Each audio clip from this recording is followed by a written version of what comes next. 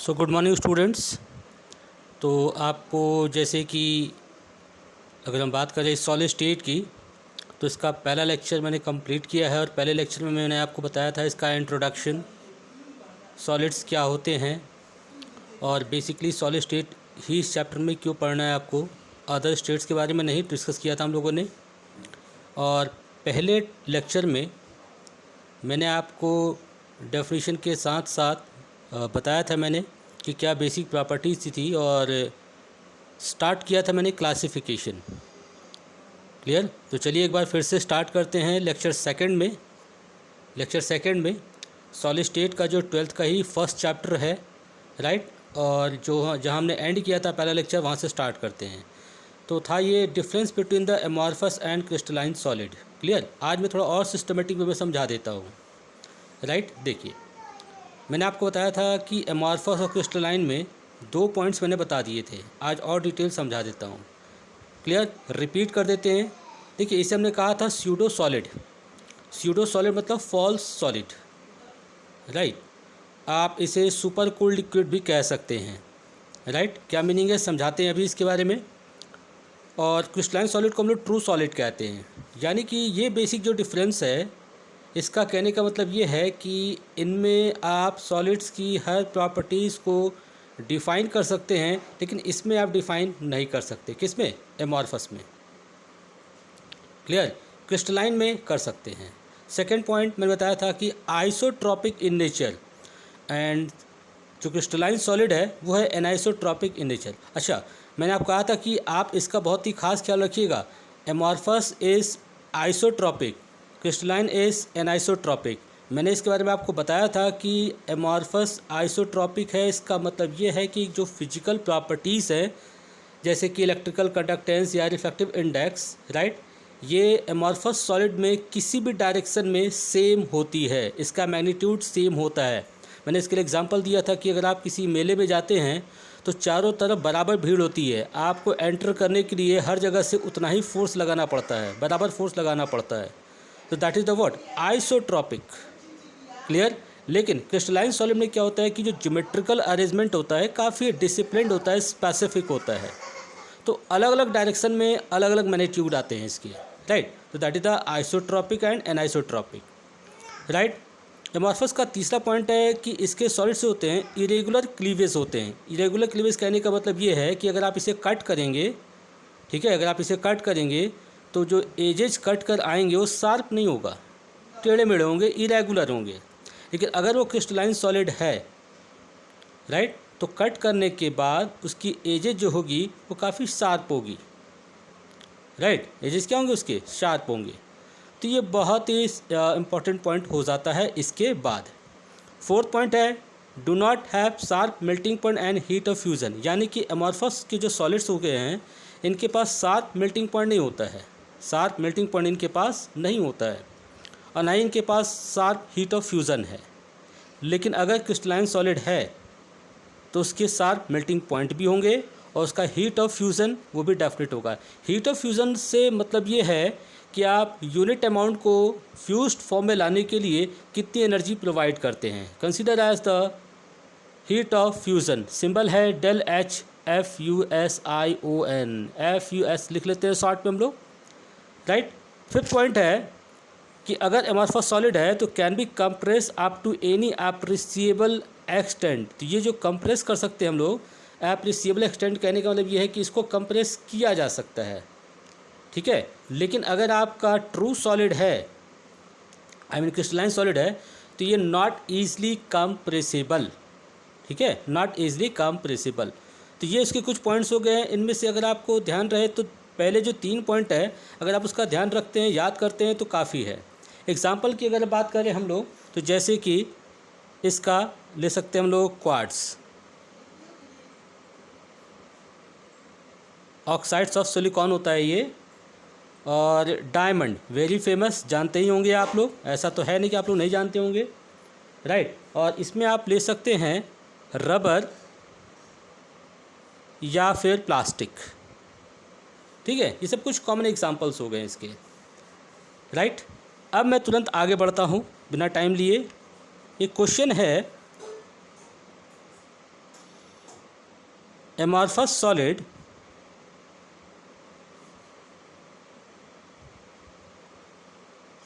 consider as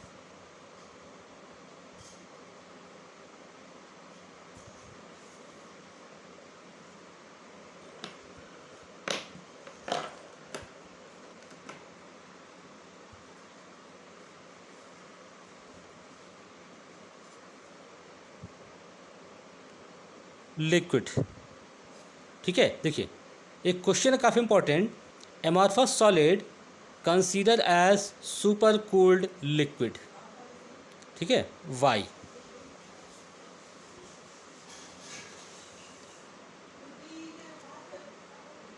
देखिए इस question का आंसर बहुत इंटरेस्टिंग है। इसके मैं एक दो एग्जांपल बता आपको दूंगा मैं।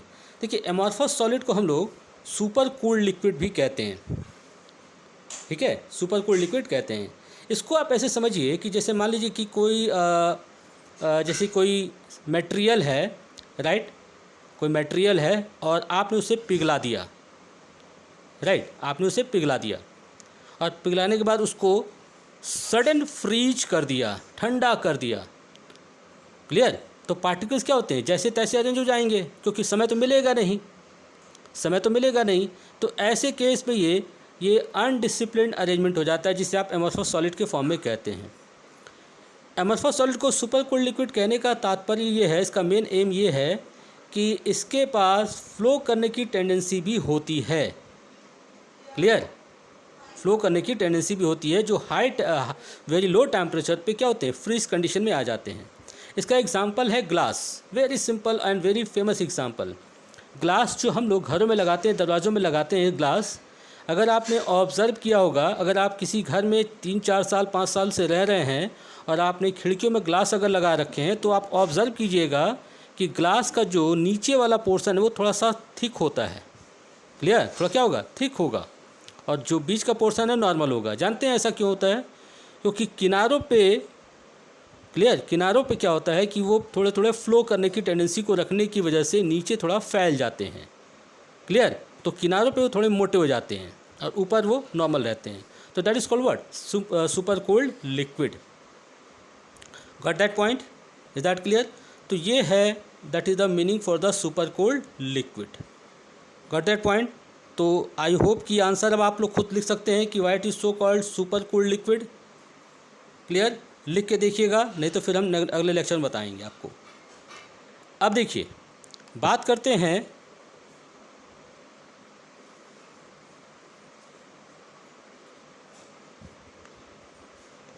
क्लासिफिकेशन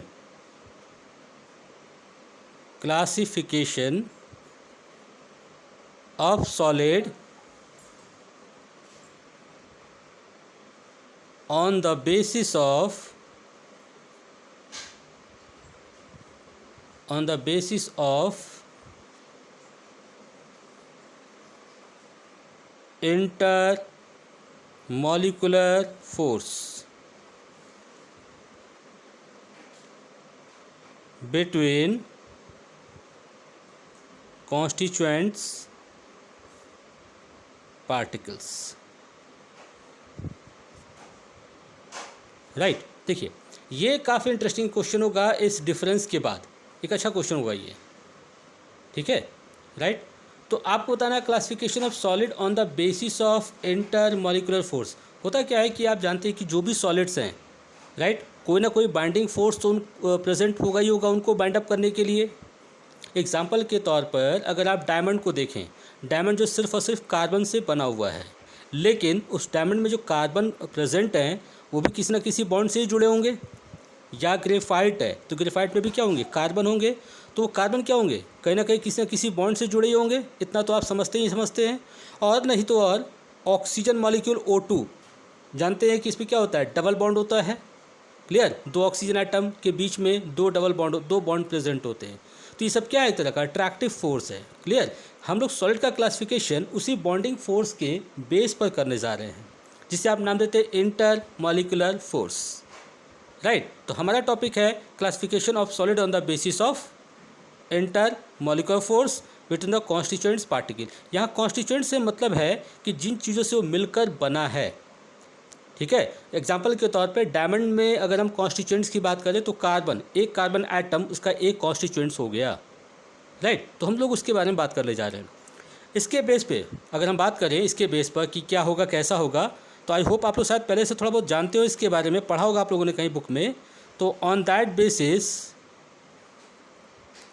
ये 4 टाइप्स के हैं, राइट। ये 4 टाइप्स के, क्या आप बता सकते हैं, क्या सोच सकते हैं आप लोग क्या है?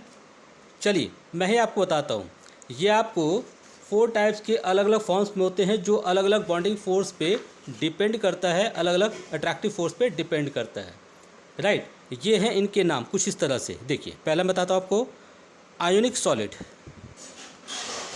Ionic solid. दूसरा है मॉलिक्यूलर सॉलिड, मॉलिक्यूलर सॉलिड। तीसरा है आपका मेटालिक सॉलिड, और फोर्थ है कोवेलेंट नेटवर्क, ठीक है। तो ये 4 तरह के सॉलिड हो गए। अब क्या होता है, ये चारों सॉलिड्स की अगर जैसे मान लीजिए कि क्वेश्चंस की बात करें कि ठीक है आयनिक सॉलिड है, मॉलिक्यूलर सॉलिड है, मेटालिक सॉलिड है, कोवेलेंट नेटवर्क है, राइट। तो इसके क्या मेन क्वेश्चंस होंगे कि ठीक है इसके कॉन्स्टिट्यूएंट्स क्या होंगे, कौन सा फोर्स होगा, इसके एग्जाम्पल क्या होंगे। ज़्यादातर एग्जाम में एग्जाम्पल्स को जंबल करके दे दिया जाता है और आपसे पूछा जाता है कि कैटेगराइज करें, क्लियर, कौन किसको बिलोंग करता है, राइट। तो ये सबसे इंपॉर्टेंट क्वेश्चन इसका यही है कि आपको एग्जाम्पल को कैटेगराइज करने को दिया जाता है। एनीवे स्टार्ट करते हैं हम इस पॉइंट को भी। देखिए ये 4 जो सॉलिड्स हैं इसमें अलग अलग फोर्स या अलग अलग बाइंडिंग फोर्स मौजूद होगा, राइट। तो इसकी बात अगर हम करें, स्टार्ट करें अगर हम लोग, तो सबसे पहले अगर मैं आपसे बात करूं कि ठीक है जो आयनिक सॉलिड है, नंबर 1 आयनिक सॉलिड है, राइट।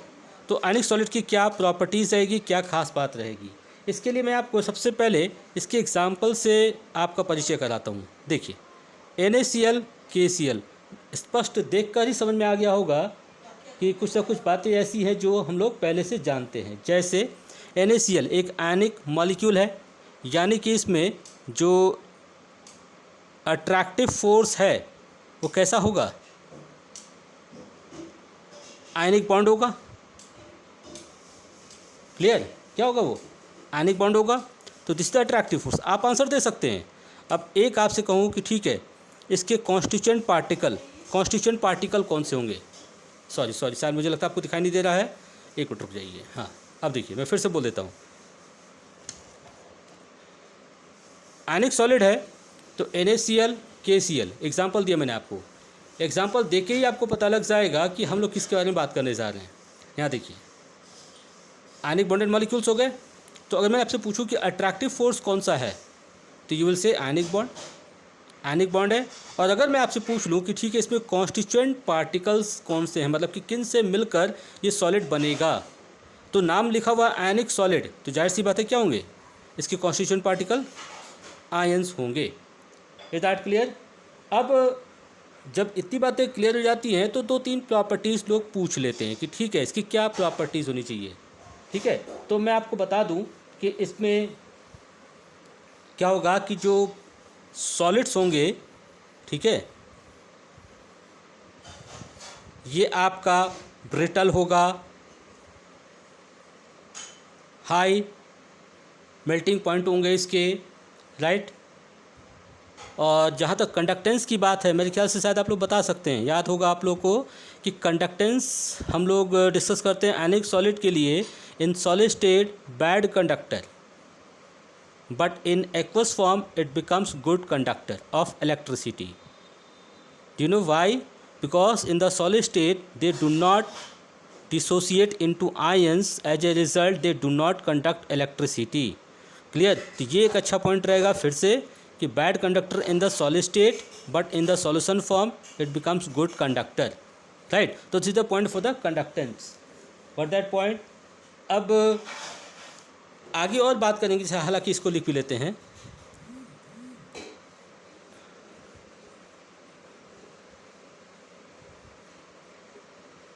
गुड कंडक्टर,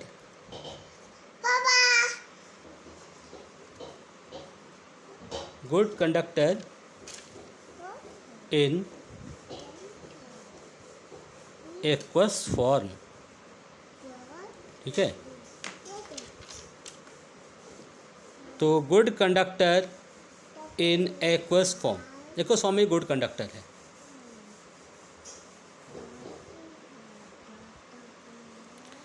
राइट, तो चलिए इस पेज में जो किया मैंने फटाफट से आपको रिपीट कर देते हैं।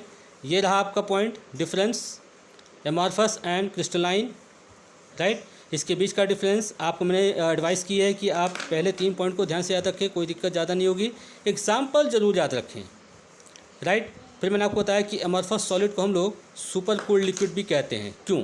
तो मैंने इसका आंसर आपको दिया, आपको इसका आंसर लिख के देखिएगा कि आप लिख पाते या नहीं, अगर मैं फिर से अगले लेक्चर में बताऊँगा आपको। उसके बाद से मैंने कहा classification of solid on the basis of inter molecular force. Right, तो वो बताया मैंने आपको कि इसके बेस पर इसमें ये 4 हो गए सॉलिड्स हो गए, ionic solid, molecular solid, metallic solid and what covalent network. पहला डिस्कस किया एनिक सॉलिड, मैंने बताया कि NaCl KCl इसके एग्जांपल्स हो गए एनिक बॉन्डेड मॉलिक्यूल्स। तो अट्रैक्टिव फोर्सेस का एनिक बॉन्ड हो गया, इसकी जो कॉन्स्टिट्यूएंट्स पार्टिकल्स हो गए आयंस हो गए, और इसकी कुछ प्रॉपर्टीज़ जो है बताया मैंने कि ये सॉलिड्स आपका थोड़ा ब्रिटल होगा, हाई मेल्टिंग पॉइंट होगा इसका, good conductor in aqueous form but not in solid form. Right, तो जहाँ तक हम देख लिया, इसके आगे हम लोग और डिस्कस करेंगे नेक्स्ट लेक्चर में, अगले लेक्चर में पॉइंट बात करेंगे हम लोग इन सब के बारे में, molecular, metallic and covalent. Right, तब तक के लिए थैंक यू सो मच, इसे वॉच करिए, देखिए। और हाँ, अगर आपको इससे रिलेटेड कोई डाउट होगा, मेरे किसी स्टूडेंट को कोई प्रॉब्लम होगी, तो we will have a live session also. ठीक है, will keep a time for the live session to ask our doubts. ठीक है, डाउट्स पूछने के लिए आपको स्पेशल अलग से टाइम आपको दिया जाएगा। This is my number. Then thank you so much, मिलते हैं हम लोग फिर।